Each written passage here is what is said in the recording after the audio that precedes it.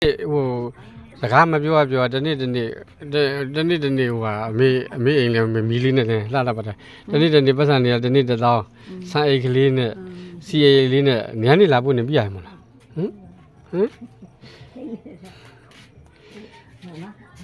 မင်္ဂလာညာချမ်းပါလို့ပြောလို့မေမင်္ဂလာညာချမ်းပါဟောလို့ပါကြုတ်ပြောတာကိုပြောပါဦးမင်္ဂလာညာချမ်းပါမင်္ဂလာညချမ်းပါ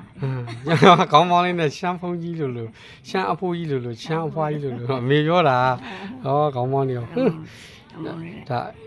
အေးလို့ပေါ့ဦးနဲ့၄ပါတော့နဲ့3ပါတယ်ဘယ်လိုပဲနော်ဟုတ်ကဲ့ကောဟုတ်ကဲ့ကောပြင်တယ်လို့ပါတယ်လို့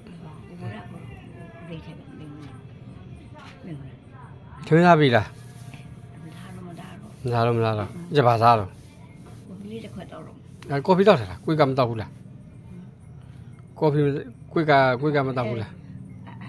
ဆောင်းပြန်ပြီဒီနေ့3ချိန်လောက်ရောက်နေပဲဟိုကကားသမားစောင့်နေတာ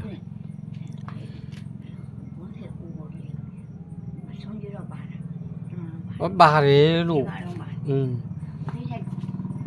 ဒီနေ့ကចောင်းဆောက်ပါတယ်လို့ပြန်ပြီတတ်တာလို့